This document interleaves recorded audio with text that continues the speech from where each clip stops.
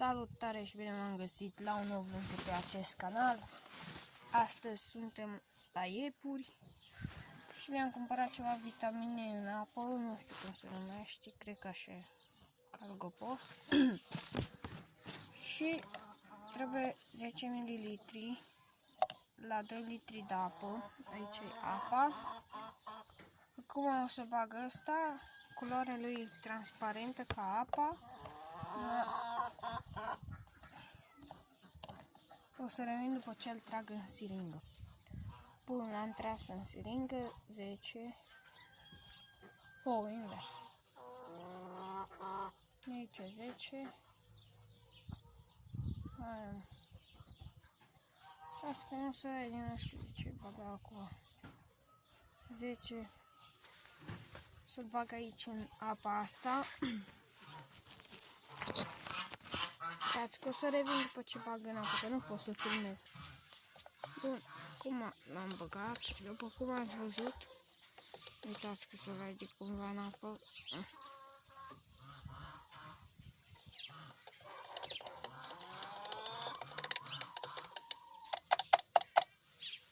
Bun. Acum să-i pun capacul.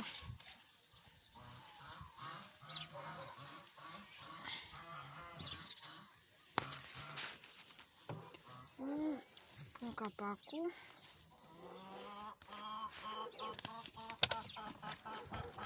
Îl scutur un pic.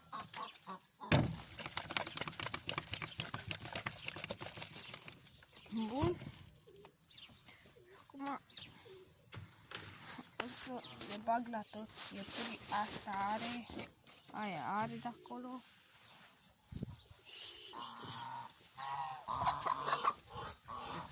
Aia nu are. Aia nu are. Asta iarăși face cuib acolo. Uitați că nu știu cum. Aia și face cuib acolo. Și aici trebuie să-i bag apă. Revin după ce-i bag apă. Bun. I-am băgat la asta acolo. I-am băgat și la ăsta marocul. Și la ăla de jos. Și la ăsta. Așa. Asta are. Asta are. Stați-o are puită de asta. Și au reșit din cuib. Acolo. Cu toți piticii ăștia. Și ăștia negri frumoși. Urechi mari. Și ăștia urechioși rău. Mai ales ăsta, dar toți au urechile așa mari. La fel.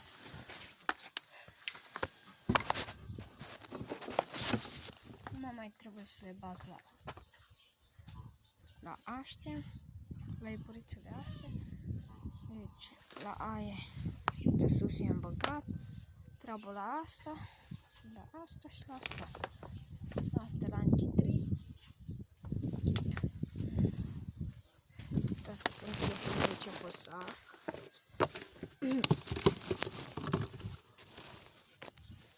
Până când trag niște de asta 10 ml.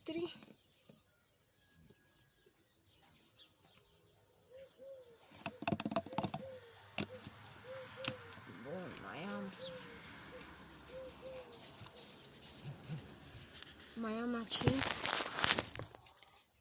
am aici că nu știu dacă se vede. Stai că pun acolo. Așa se vede. Mai am cât le dau 2-3 zile.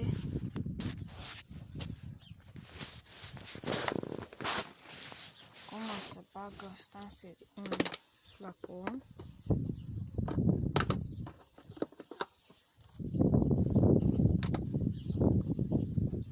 Atâta 10 ml. Cât este acolo pe fund.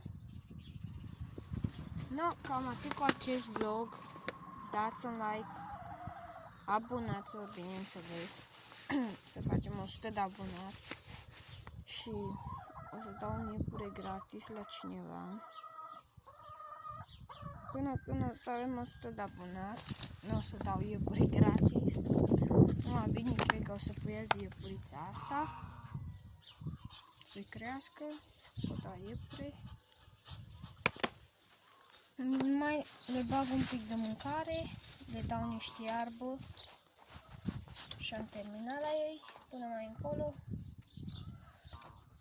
mă duc să le cumpăr un balot, că e goală iazle, nu mai am balot la ei. Să le cumpăr un balot. La iepuroi bătăturile numai una e mai rău, una e rău. Deci aia nu mai are bandaj la ea. Uitați să văd dacă vă pot arăta, dacă stă cu minte. Și ieri când m-am uitat la ea, a fost un pic oscată aia, ca lume. Deci mai pot trece de văd ca să treacă.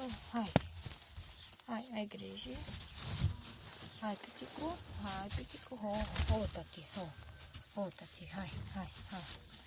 Ho, taticu, ho, taticu, ho. Da, nu, e mai sângerează, asta să văd cum îl pot prinde cumva, asta. Îl bag așa. Oi. Mă, că nu iese, e greu cu el să-l pot prinde. Da, au. Stai, nu te mai lovi cu el. Nu stă nici cum, stai. Hai, tati, hai, tatico. Hai că mângâi un pic. Deja tot suflă greu, nu știu de ce. E umblu. Gata.